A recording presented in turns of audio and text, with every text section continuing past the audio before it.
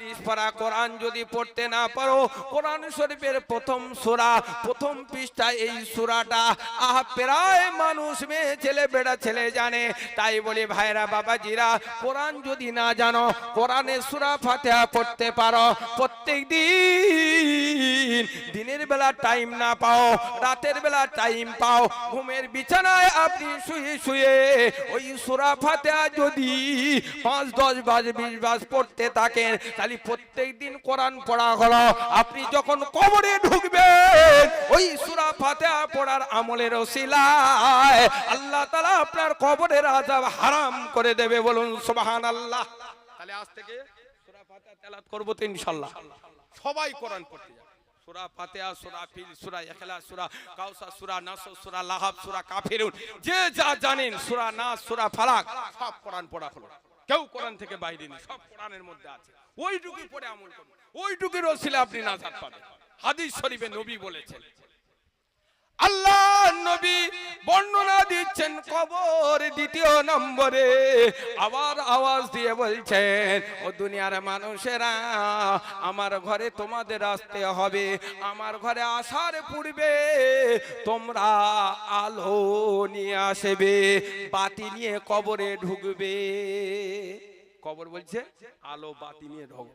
তাহলে কি করবো? ছেলেদের বলে যাবে, আমি মরে গেলেই কারেন্টের মিস্ত্রি বলে দিবি, কারেন্টের তারের সঙ্গে লাইট ফিট করে দিবি, কবরে আমার ভিতরে একটা লাইট জ্বেলে দেয়। হবে তো? দেবে? দেবে না? কিরাম ছিল পূর্বে একটা ঘটনা সংক্ষেপ। একজন ব্যক্তি মুসলমান বলে, সারা জীবন নামাজ পড়িনি, রোজা করিনি, আমার পুড়িয়ে দিবি মরে গেলে, পুড়িয়ে ছাই করে ফেল দিবি, হাওয়াতে উড়ে চলে যাবো, বাস আমার আর আযাব হবে না। তা সেই গল্পের গল্প। তাহলে কবর বলছে আলো নিয়ে আসবি কবরে, তাহলে একটা লাইট ফিট করে দেওয়া হোক, একটা 300 টাকা দামের বাতি কিনে দেবো, বাস সারাদিন জ্বলবে। তাই হবে? হবে না, হবে না। এই মায়েরা, বোনেরা, ছেলেরা, বাবাজিরা, শোনো শোনো, কবরের ভিতরে ঢুকলে বাতি নিয়ে যাবে। বাতিটা কি? আল্লাহ নবী বর্ণনা দিয়ে বলছে, তোমরা গভীর রাতের বেলা ওঠো, রাত 12টার পরে উঠে নিরালায় নিঝুমে, দুনিয়ার অফিস আদালতের দরজা বন্ধ হচ্ছে, জেলখানার দরজা বন্ধ হয়েছে, আহারে অফিস আদালতের দরজা বন্ধ হয়েছে, আপনার ঘরের দরজা বন্ধ হয়েছে, সব দরজা বন্ধ হয়েছে রে, একটাই মাত্র দরজা খোলা আছে। আল্লাহ সেটা কোরআনে বলেছেন, ওয়ামা আরসালনাকা ইল্লা রাহমাতাল লিল আলামিন। জোরে বলুন আল্লাহু আকবার। বলে যাবেন আল্লাহু আকবার? আল্লাহর নাম নেওয়া যাবে না? একটু জোরে বলেন আল্লাহু আকবার। কোরআন শরীফে আল্লাহ বলছেন, দুনিয়ার জমিনে আমি যা কিছু সৃষ্টি করেছি, সমস্ত 18,000 মাখলুকাতে রহমত স্বরূপ করে আমার নবীকে প্রেরণ করেছি। বলুন সুবহানাল্লাহ। দুনিয়ার জমিনে সব দরজা বন্ধ হয়ে যাবে রাতের বেলা, রাত 12টার সময়, কিন্তু একটাই দরজা খোলা থাকে, আল্লাহর আরশ আজিমের দরজা। সেই দরজাটার নাম হলো নবী মুহাম্মদ সাল্লাল্লাহু আলাইহি ওয়াসাল্লামের রহমতের দরজা। বলুন সুবহানাল্লাহ। ভাই কিতাবে বর্ণনা আছে, নবী মুহাম্মদ সাল্লাল্লাহু আলাইহি ওয়াসাল্লাম মদিনা শরীফের সবুজ গম্বুজের নিচেতে আর শুয়ে শুয়ে ঘুমান না রে ও মুসলমানেরা। শুধু নবীজি বলছেন, ইয়া হাবলি উম্মতি, ইয়া হাবলি উম্মতি। রাতের রাত নাই, দিনের দিন নাই, সর্ব সময় সর্বকালের জন্য আমার নবী মদিনা শরীফের সবুজ গম্বুজের রওজা পাকে মাটির নিচে যে এই আমার আপনাদের জন্য আল্লাহর দরবারে রহমত স্বরূপ যিনি, তিনি কাঁদছেন, আল্লাহ আমার উম্মতদেরকে বাঁচিয়ে দাও, আমার উম্মতদেরকে মুক্তি দাও, আমার উম্মতদেরকে জাহান্নামায় দিও না। তাই কবর বলছে আলো নিয়ে এসো। তাই কবর বলছে, তোমরা দুনিয়ার জমিনে রাতের বেলা উঠে একা নিরালায় নিজামে বসে আল্লাহ আল্লাহ জিকির করবে, ইল্লাল্লাহ ইল্লাল্লাহ জিকির করবে, আল্লাহু আল্লাহ আল্লাহু আল্লাহ জিকির করবে, দরুদ শরীফ পড়বে, তওবা শরীফ পড়বে, 3 তাসবিহ পড়বে।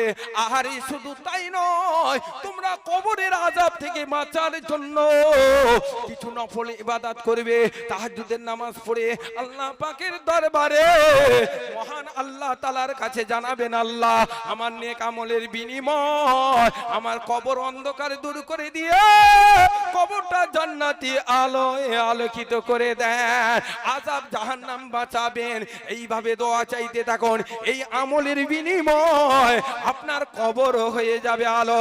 এই মায়েরা, বোনেরা, বাবাজিরা, ভাইরা শোনো, কবর 3 নম্বরে আওয়াজ দিয়ে বলছেন দুনিয়ার মানুষ, কবরে ঢুকতে হবে, কবরে আসতে হবে। কবর আমি 3 নম্বরে বলছি, আমার ঘরে যখন আসবে তোমরা খালি হাতে আসবে না, তোমরা বিছানা সঙ্গে নিয়ে আসবে। বিছানা নিয়ে ঢুকতে বলছে। কোন বিছানা নিয়ে ঢুকবে? খাট পালঙ্কের উপরে লেপ তোষক বিছিয়ে দিই, নরম বিছানা ছেলেদের বলে যাবো, ওই বিছানা আমার কবরে পেতে দিই, ওর উপরে আমি শুব। হবে তাহলে খালি মাটি গিয়ে শুতে হবে।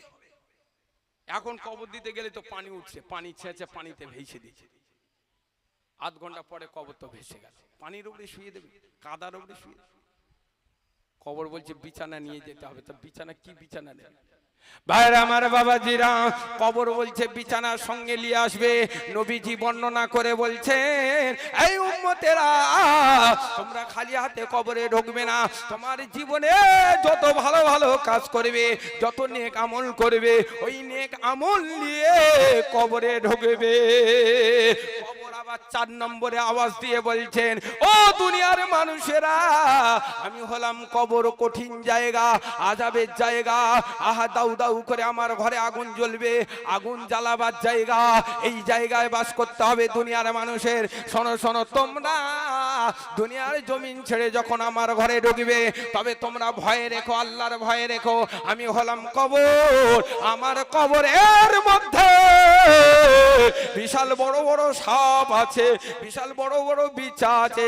সাপ বিছের দংশনের ঘর, সাপ বিছের কামড়ের ঘর, সাপের বিষ, আহা বিচার বিষ যখন তোমাদের শরীরে ঢেলে দেবে, তোমরা সাপের বিষ থেকে, সাপের দংশন থেকে বাঁচতে পারবে না, বিশাল কঠিন আযাব হবে।